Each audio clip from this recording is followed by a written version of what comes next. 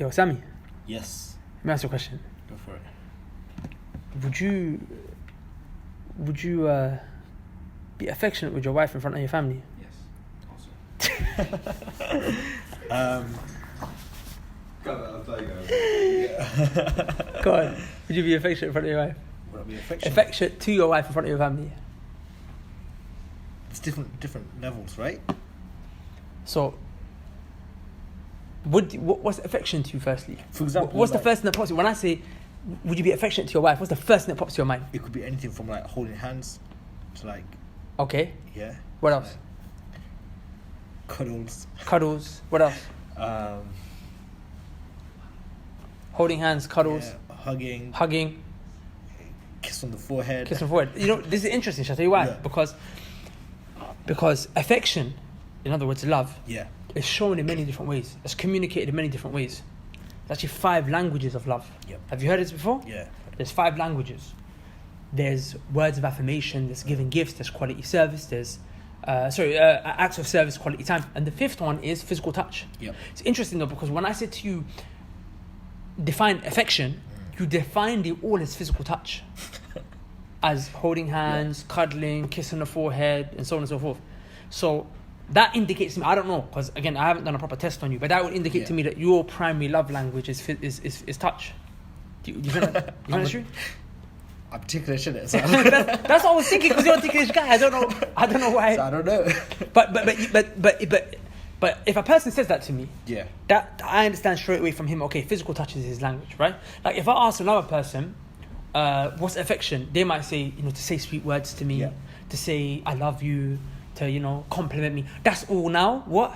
That's words of affirmation. That's a different love language. Do you see what I'm saying? Now, that's the first question, right? What's affection to you? Second thing is, would you be affectionate in front of your family? Would you have a problem holding? Like, of course, there's, like we said now, in each one, there's degrees. There's degrees, right? Yeah. Like in terms of like even words of affirmation, there's babe, I love you, babe, whatever you could say more stuff that would not be appropriate in front of family, stuff that would be appropriate in front of family. Is there any degree of affection that would be appropriate for you in front of family? Okay, in my culture. Yeah. In your culture. In our culture, which is the Bengali culture, I don't think there is. I don't think it's deemed acceptable to be affectionate. That's in my culture. Yeah, but saying that though, I personally would have no issue, and I don't think my family would have any issue if I was, like, for example, hold my partner's hand. Let me ask a question. If you were in front of your elders, Yeah. like for example, the elders, the really cultural, would you have an issue holding hands there? Maybe hugging, cuddling, I understand. Yeah. In my culture, it's ebb. Yeah. It's awkward. But would you have an issue holding hands?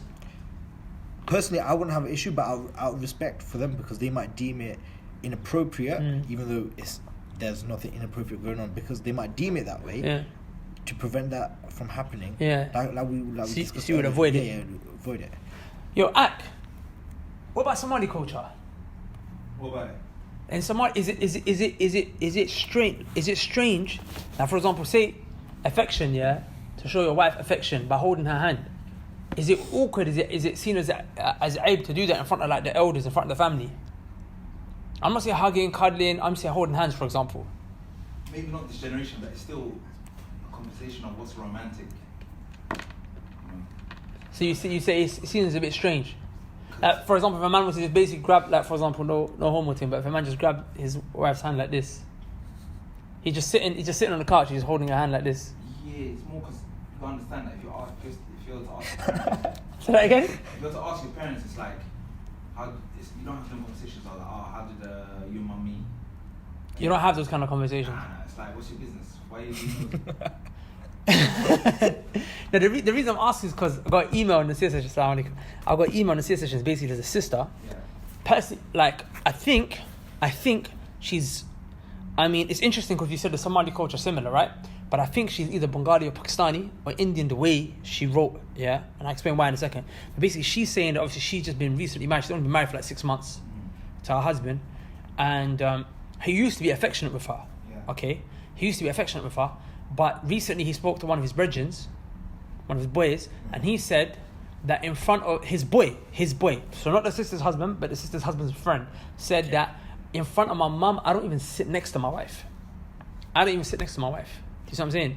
So he took that as like, raw, like, am I being like maybe OTT with my wife because he's affectionate in front of his family members with her, right? Yeah. So now he stopped. So she's saying she's feeling like proper neglected right now. So she's now obviously in a situation where she's like, right, my husband stopped being affectionate to me, right? And she's giving so many examples that, for example, she's saying that she's having her pregnancy symptoms, right? Yeah. Where, you know, her body's in a lot of pain and whatnot, and like, you know, her hands start, like, you know, she's basically she's feeling aches and pains, and, you know, she'd just like her husband, for example, to like take her hand and like basically just rub her hand, for example, just to like massage it, just to kind of give her some pain relief. She's like, you know, I put my head on my husband's shoulder, and, you know, like in a nice way, he tells me, like, can you please take my head off? This is when they're in the when they're with the family. She's like, you know, he tells me, oh, can you please like just remove your head from my shoulder in a nice way? She's like, obviously he doesn't say it in a rude way, but I still feel hurt. You know what I'm saying? And what's interesting again is that she keeps repeating there's two themes throughout the email that she keeps repeating. Yeah? One is, my husband doesn't show me affection. I want him to show me affection in front of the family. Yep. And the reason she's saying it is because I think she lives with the family. She's saying we're always around the family. So because we're always around the family, like, I'm not feeling loved, and I feel like my husband's always focusing on his family members. He's talking to them. He's giving them time. He's giving them affection, but he's neglecting me in front of them, right? That's the first theme, affection. The second theme is when she's explaining what she wants as affection, and she described physical touch. Massage my hands, right? Give me a back rub because her shoulders and back are feeling pain. Like, you know, putting my head on his shoulder. Yeah. Like, these are all things of physical touch. Do you see what I'm saying? So the reason I wanted to ask you firstly, is it awkward for you to do that, is because she seems that she's from our culture, and she asked, she said, what's the Islamic ruling on this? Like, she's saying that I want my husband to be affectionate towards me. What's the Islamic ruling on this, right? And this is, and I would like to answer this in two ways. I'd like to answer that question directly, what's the Islamic ruling? But I also like to, you know, if I could speak to her husband and speak to her, I'd like to be able to explain to them a bit about understanding how people receive love and so on and so forth. So me, obviously, the Islamic ruling on the issue is that it comes down to the norms, man. It comes down to the norms. Like, there are certain things in a religion which the religion, like, for example, the religion told you not to be lewd and not to use profanities and not to be ill-mannered. But then sometimes manners are subjective, right? Because there are certain things that would be bad manners, for example, in my culture, but like in your culture, it might be seen as good manners. So these things are subjective, you see what I'm saying? And for example, some cultures probably wouldn't have an issue with a man grabbing his wife's hand. They don't see nothing wrong with it. But in our culture, it's seen as something that's a bit of a taboo. It's like, can you keep this private? You see what I'm saying? So, of course, no one would have an issue with a man, you know, kissing his wife and, you know, getting intimate with her in that way. But just like subtle things, just like maybe holding hands. Do you see what I'm saying? Like, some cultures might not see that as an issue, but others would. So what's the Islamic ruling on this? We'll go by the culture. What did Imam Sa'di rahimahullah say? He said, Al-urfu ma'mulun bihi idha warad. That we will take the norms of the people. Okay, we will rule based on the norms, as long as the norms don't go against the Sharia. Do you see what I'm saying? As long as the norms, they don't go against the Sharia. So now obviously, you now have to be conscious of the degrees and the levels of affection that you can have in front of people based on a culture, if they'll take it a certain way. Do you see what I'm saying? So that's the Islamic ruling on the issue. But now, some practical advice on how to actually go about that, where you can still show affection to your wife without actually violating the ruling, without actually going against and making your family feel a bit awkward. The first thing that people need to understand in this situation is that in that scenario, that husband, I actually don't think he's being disaffectionate. Is that a word? Unaffectionate? Inaffectionate? I'm not sure. What's the word? Unaffectionate. I don't think that the husband's being unaffectionate. I believe that the husband probably is being affectionate. In fact, I'm almost convinced he's being affectionate. But at the same time, I also believe the sister when she says that she's not receiving affection. Shall I tell you why? Because I don't think he has her love language. I don't think he communicates love in a way that she receives love. So she receives love, obviously, how? Through physical touch, right? Now, you will also give love the way that you receive it. Do you see what I'm saying? So she receives love through touch. So she gives it through touch, because she actually said, I Whenever my husband comes home, I'll give him a back rub when he had a hard day. Yep. So what's she doing? Touch, right? Physical touch. She's showing affection and love through that. But is she saying, I have to ask my husband to give me a back rub when I'm in pain? Does that show that he's being neglectful to her? No, it just shows that in his mind, the first way to show affection isn't through physical touch. It's probably for one of the other four. For example, he might be coming to her saying, Wallah, babe, I love you. Babe, you look so beautiful today. Babe, you know you're the one. You know, babe, you know I can't live without you. You know, babe, you know. You know, he might be saying all these words of affirmation to her. He's showing that he loves her through words. And that's how he wants to be shown love back. Maybe he's doing it through acts of service. Maybe he does her laundry. Maybe he irons her clothes. Maybe he does things for her in the house. You know, he's doing acts of service for her because he's communicating love for her through that way. Yeah. Or maybe it's through giving gifts. Maybe he'll buy her, you know, like a little, you know, thing every night. Like, you know, he brings flowers home without her having to ask. You have to look at the thing that the husband does without you having to ask. He brings flowers home for her without her having to ask. Maybe a little chocolate, maybe a little gift, maybe this, that, and the other. You see what I'm saying? Or maybe it's quality time. And I actually think husbands, this is just a guess, because obviously I can't judge this based on the email, but I think it might be quality time. You know why? Because it sounds like he spends a lot of quality time with his family. She's saying they sit there for hours just, you know, chilling and cracking, joking. So it sounds like his might actually be quality time. So he might actually show love for his wife by spending lots of time with her. You see what I'm saying? Yeah. And then of course there's physical touch. That's the fifth. I've said 5, right? Words of affirmation, giving gifts, quality time, acts of service, physical touch. Yep. So I'm saying it's going to be one of them. You see what I'm saying? So she has to identify to her husband, number one, firstly she has to work out what his love language is. Because whereas touch might be hers, it might not be his. So whereas she's feeling unloved, he might also be feeling unloved. Because she's not giving him what he needs, which is maybe words of affirmation, maybe quality time. You see what I'm saying? And at the same time, she needs to be able to communicate to her husband that this is her love language, so that he understands that even if he spends quality time with her, even if he brings her all the diamond gifts in the world, even if he says all the sweetest things in the world to her, even if he spends all the time in the world with her, he does all of the work in the house for her, she's still going to feel unloved, because that's not how she understands love. Like, for example, imagine I say to you, I love you in French, but you don't speak a word of French. Yeah. And I'm screaming. How would French people say I love you? Does anyone speak French? J'adore, right? That's what it's called? J'adore? No idea. I j'adore you. I adore you. You know what I'm saying? He's screaming. Like your wife saying, I j'adore you. And you're there like, bruv, she never says I love you. She don't love you. Because she's speaking a different language to you. You know what I'm saying? Yeah. So the same way now, she needs to tell her husband, look, babes, like maybe let's say quality time is your love language, that you like to spend time with me. Okay, but that's not mine. Like for me, I don't mind if we don't even spend much time. I don't mind. For me, like just a hug and a kiss before you leave, and when you come back home, and just every now and again coming up and basically holding my hand and, you know, rubbing my shoulder, or, you know what I'm saying, like just embracing me. This is how I understand love. So sometimes people go through a whole relationship and they feel unloved, they feel neglected, and wallahi, the husband's not neglecting her. He's showing her love, but not in the way that she understands. So at the end of the day, as far as she's concerned, she's unloved. Does that make sense? So both husband and wife need to identify what their love languages are, and then they need to come together. Then they need to come together and express that for them. Do you see what I'm saying? Now, usually if you marry someone who shares the same love language as you, it's not a problem. But then majority of the time, people, they don't have the same love language. So you've got to be able to identify it. You see what I'm saying? Yeah. You've got to be, like I'm saying, the way I communicate love is through touch. That's why I'm always hugging you, man. I always come up and I put my arm around, like for example, Mr. Wavy, and then, you know, Mr. Wavy will be like, Akhila, I'm not gonna lie, you know, don't touch me. And I'm there and I'm like, bro, do you understand how deep that cut me?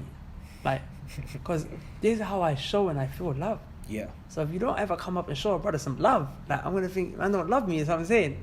But his I don't know, I personally think Mr. Wavy's love language, I don't know, I think it's words of affirmation. Wallahi, I feel love right now. I think his words of affirmation, you know what I'm saying? Yeah. So for example, if I don't ever like show him, like, you know what I'm saying, he might feel unloved, he might feel unappreciated if I don't show him, like, you know what, you're my guy, you know, you mean a lot to me, you see what I'm saying? So what's the point I was making? I was saying me, I'm like that. Yeah. Okay. Now on the flip side, like my wife likes to spend quality time, but then obviously I have to now basically maneuver myself Yeah. and give. See what I'm saying? And not be selfish, so that way you can receive, and that's how it works, man. Like in relationships, you have to do that, and through that, the relationship will prosper. Do you get me? What do you think? I agree. So you're gonna have to go out of your comfort zone slightly, right? Why In order to facilitate for the other person's happiness. Even in the situation with the sister, yeah. I also don't think it's peak for the brother. Like for example, right? You know if you're spending long periods of time with your wife, and you know that she's feeling unloved, and I understand that you can't necessarily show her love by coming to her and giving her a hug and giving her a kiss in front of your family. Yeah. Like for example, I proper understand how weird that is, because I can't do it in front of my family. You know what I'll do to my wife in front of our family. What? Assalamu alaikum. Islam. Literally.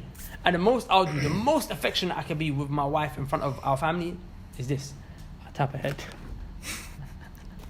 That's the most in front of family, literally. I just do this.